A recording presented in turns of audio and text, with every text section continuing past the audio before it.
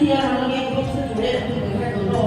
उसमें हमारी जो एक्टिविटीज़ है इसमें वो शेयर होती हैं और उसी के थ्रू मैं उनकी गतिविधियों को और वो मेरी गतिविधियों को देखते रहती हैं और अप्रिशिएट करते हैं।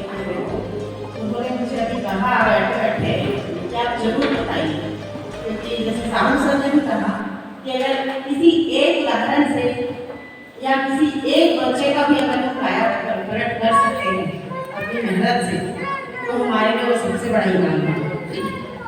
आप देखेंगे कि हर किसी को राज्यपाल पुरस्कार या मुख्यमंत्री गौरव अलंकरण पुरस्कार, शिक्षा दूत के जितने सारे पुरस्कार हैं, हर किसी को नहीं मिलता है। मिलता है, बहुत लोगों को मिलता है। कुछ ऐसे लोग हैं जिनको पुरस्कार मिलता है और उनकी जो कहना चाहिए अचीवमेंट है उसको हम लोगों ने देखा है, और कुछ ऐसे हैं जिनको हम नहीं जानते पर नाम जरूर देखते हैं, छपता है या सोशल मीडिया पे आता है कि उनको पुरस्कार मिला है, तो कुछ अच्छा किए होंगे तो मिला।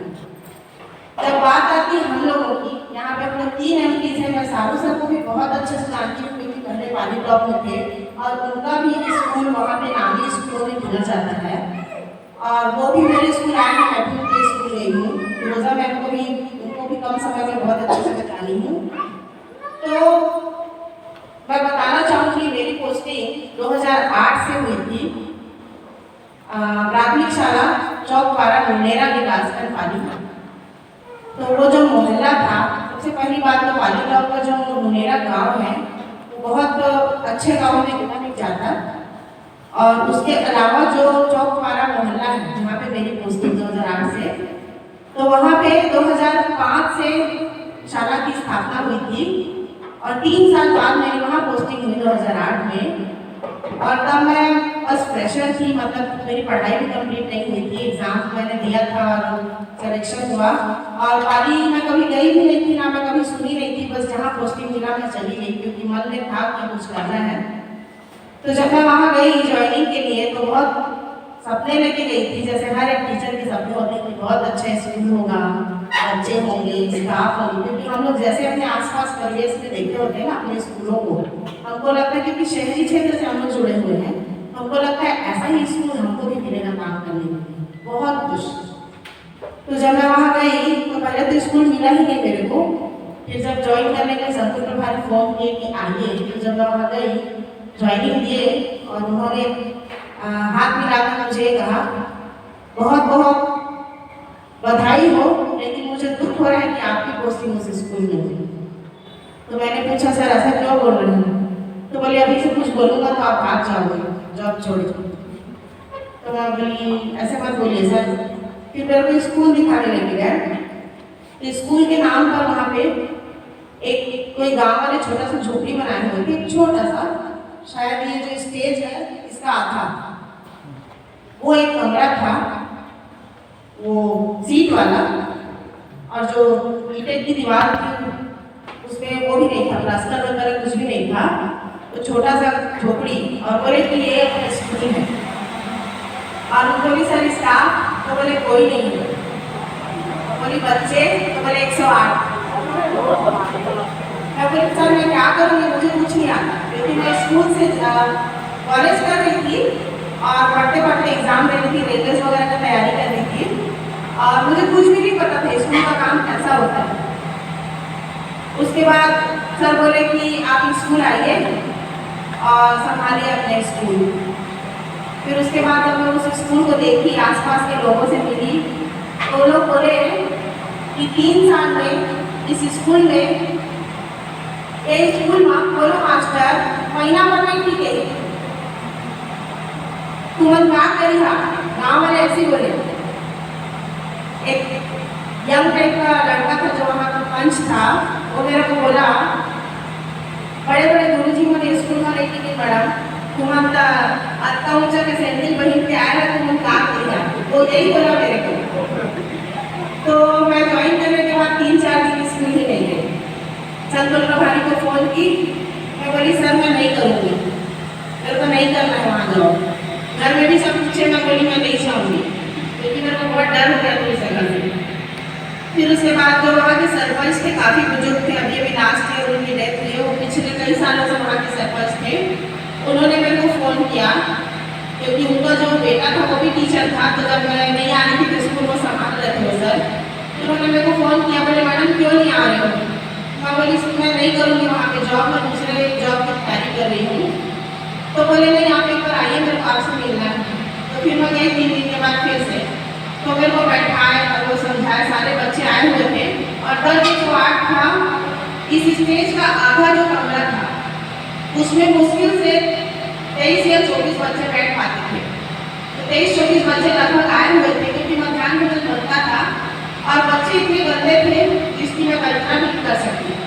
बहुत ज़्यादा गंदे थे बच्चे, जो अभी हम लोग आसपास स्लम एरिया में भी जो कचरा वगैरह उठाते हैं उस टाइप के बच्चे थे। बाल में पूरे जटा वाले, पूरे हाथ पैर गंदे काले, बहुत ज़्यादा गंदे थे बच्चे। तो मेरे को समझाए कि बोले कि मैडम इन बच्चों का दुर्भाग्य रहा है कि किसी टीचर ने कोई मेहनत ही नहीं की इन बच्चों के लिए, और यहाँ के लोग क्योंकि बहुत बेकार हैं, अगर कोई करना भी चाहता है तो उसमें इन लोग परेशान करते हैं, डिमोटिवेट करते हैं। तो मैं बोली तो क्या गारंटी कि लोग मेरे को परेशान नहीं करेंगे? तो बोले आप कोशिश तो करिए, सबसे पहले आप कोशिश करिए, जहाँ तक संभव हो मैं आपका साथ दूंगा, उन्होंने कहा। फिर 1-2 और महिलाएं हम लोग भी समझाए कि आप कुछ करिए हमारे बच्चों के लिए। फिर मेरे को थोड़ा सा हिम्मत हुआ कि जाना चाहिए और शायद करना चाहिए। और पहला लाइन जो उस पंच ने मुझे बोला था कि कोई नहीं कर पाए तो मैं क्या कर पावे, ऐसे वाला, क्योंकि थोड़ा सा मॉडल लुक में मैं गई हुई थी स्कूल। तो पहला टारगेट ये था कि चलिए मैं कुछ करके दिखाती हूँ। एक मैडम थी, बोलना नहीं चाहिए टीचर को ऐसा, लेकिन उस मैडम ने मेरे को बोला कि जी मैडम वहाँ के बच्चे कितने गंदे रहते हैं, बदबू आता है, आप ब्राह्मण हो, आप कैसे उन बच्चों को पढ़ाओगे? क्योंकि वहाँ पूरे रोहिदास बच्चे सारे, सबसे ज़्यादा खाली ब्लॉक में अध्यक्ष छात्रवृत्ति जो होता था वो उसी जगह में जाता था, शायद सर जानते होंगे, है ना सर? तो वो बच्चे बहुत गंदे, और वहाँ का एक बहुत बड़ा ड्रॉबैक ये था कि जितने वहाँ पे पेरेंट्स थे सबके घर में शराब बनती थी, सब महिलाएं वहाँ प्रोस्टिट्यूशन का काम करती थी, और इतनी खराब स्थिति थी उस जगह की कि मैं अकेली थी उस जगह में टीचर 108 बच्चों के साथ, कम से कम 2-2.5 साल का। मेरे को बहुत डर लगता था क्योंकि मैं शहरी क्षेत्र से गई हुई थी, एनटीपीसी से मैं जाती थी, तो मैं यहाँ कुछ नहीं कर पाऊँगी। लेकिन मेरे दिमाग में वो 2 बातें, जैसे हर किसी की लाइफ का टर्निंग पॉइंट वाला अभी सर भी बताया, तो वो मेरे लिए एक बात मेरे को चुप गई कि कोई कुछ नहीं कर पाया तो तुम क्या कर पाओगे, ऐसा वाला। फिर धीरे धीरे मैंने कोशिश की। सबसे पहले तो मैंने कोशिश की कि मैं बच्चों को साफ सुथरा स्कूल बुलाऊँ, तो मैं पेरेंट्स लोगों को बुलाती थी, वो लोग आते नहीं थे। फिर मैं खुद उनके घर जाती थी, बच्चों को ले लेती। शुरू साल भर तो मैं मान लीजिए कि मैंने पढ़ाई नहीं कराई बच्चों को, मैं नहीं करा सकती क्योंकि काम इतना ज़्यादा था। तो मेरे को लगा कि पहले मैं इनको लेवल पे ले आऊँ, उसके बाद पढ़ाई की शुरुआत करेंगे, क्योंकि किसी बच्चे के पास ना कॉपी था, ना पेंसिल था, ना स्लेट था, बस वो जैसे पाया वैसे आते थे। कई बच्चे आके वहाँ सो भी जाते थे, खाना खाते थे, भाग जाते थे, मतलब बिल्कुल एकदम उनको लगता था कि हम अपने घर में ही हैं। तो उन लोगों को मैं बोली कि आप लोग बच्चों को साफ सुथरा भेजिए। धीरे धीरे उनको सिखाना शुरू करी।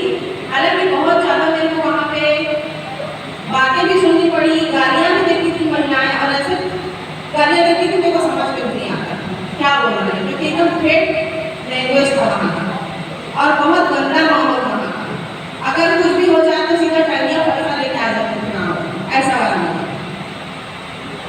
फिर धीरे धीरे कोशिश करते करते करते उन लोगों को लगा नहीं मैडम हमारे लिए कुछ बोली। कुछ लोग क्या करते थे, जैसे 6 साल के बच्चे तो हैं साथ में, और 2 साल 3 साल वाले बच्चों को तो बैठा चल देती थी। मैं बोलती थी यहाँ नहीं रखना है बच्चों को, आगू तो मैडम आई इस दिन में रखा नहीं, तू ही तुम्हारा ज़्यादा नियम कायदा सोचते, ऐसा वैसा बहुत कुछ लोग होते। बिल्डिंग नहीं था, जो छोटा सा कमरा था वहाँ मैं बैठा भी नहीं पाती थी बच्चों को, तो पेड़ के नीचे बाहर बैठाती थी बच्चों को, लेकिन बरसात में प्रॉब्लम हो जाती थी, गर्मी में प्रॉब्लम हो जाती थी। और जो ईटा का जो दीवार था उसके बीच में सांप बिच्छू निकला करते थे और बच्चे मारते थे सांप बिच्छू को, तो ऐसा कंडीशन होता था। फिर उसके बाद ऐसा करते करते साल भर निकल गया। उस समय हमारे यहाँ डीपीसी राकेश पांडे सर थे कोरबा में, अगर आप लोग जानते होंगे। तो एक बार वो मेरे को मिले थे किसी ट्रेनिंग में, दक्षिण ट्रेनिंग या किसी में, तो मैं उनको अपनी बात रखी थी कि सर यहाँ पे ऐसा स्कूल है, वहाँ बिल्डिंग नहीं, बिल्डिंग के लिए जगह खाली था, लेकिन क्योंकि उसके जस्ट अगल बगल चारों तरफ रविदास लोगों का घर था, तो वो लोग बिल्डिंग नहीं बनने देते थे। वो बोलते थे कि हमारा जमीन है, और कोई गांव वाला सरपंच सचिव कोई उनसे उलझना नहीं चाहता था, क्योंकि वो समझ सकते हैं आप लोग कि उस कास्ट वालों से कोई उलझना नहीं चाहते। तो मैं उनसे पर्सनली जाके बोली कि सर मेरे को एक अतिरिक्त कमरा दिला दीजिए, 108 बच्चे हैं और मैं अकेली टीचर हूँ। तो वो एक बार गए देखने और वो मेरे को श्योरिटी दी कि ठीक है मैं एक अतिरिक्त कमरा दिलाऊंगा। ऐसा करके मैं कई बार आना जाना करी, उनसे मिली सर से, तो ले लेके एक अतिरिक्त कमरा मिला। उसके बाद थोड़ा थोड़ा बच्चों में सुधार आया, दर संख्या में सुधार आया, बच्चे स्कूल में आते थे। मैं हर एक बच्चे के घर घर जाती थी, 3 दिन तक देखती थी कि अगर कोई बच्चा नहीं आया, चौथे दिन बकायदा मैं उनके घर जाती थी, उनको लाने की कोशिश करती थी। लगभग 2 साल के बाद स्थिति ऐसा हो गया था कि बच्चे पूरे स्कूल आते थे और मैं पेरेंट्स को एक रूल बना दी थी कि आप बच्चे को पूरे यूनिफॉर्म में जो स्कूल से मिलता है उसके अलावा टाई बेल्ट जूता मोजा, लड़कियां बकायदा रिबन लगा के 2 चोटी ऐसा आप भेजेंगे। तो पहले तो 2-4 लोग एक ही हो गए, उसके बाद बाकी लोग बोले हम नहीं कर सकते, हम गरीब आदमी, हमारे पास नहीं है, ये है वो है। तो कुछ बहुत ज़्यादा गरीब थी, उनको मैं शुरू में दी थी जूता मोजा अपनी तरफ से, लेकिन सबको मैं भी नहीं दे पाती क्योंकि तब हम लोगों की सैलरी भी बहुत कम हुआ करती। उस समय पे एक अतिरिक्त कमरा बना, 2 बना, फिर 2 कमरों में जैसे तैसे पढ़ाई चल रही थी। उसके लगभग 2-2.5 साल के बाद मैंने और मैडम की पोस्टिंग हुई। वो भी जब आई ना तो वो भी 2-3 दिन के बाद बोलती मैं नहीं आऊँगी यहाँ, वो भी ट्रांसफर से आई थी, लेकिन मैंने उनको भी ये सारी चीज़ें बताई कि ऐसा ऐसा है, हम लोग यहाँ ऐसा ऐसा कर सकते हैं। तो वो मेरे हिम्मत के सारे उन्होंने भी बहुत साथ दिया मेरा।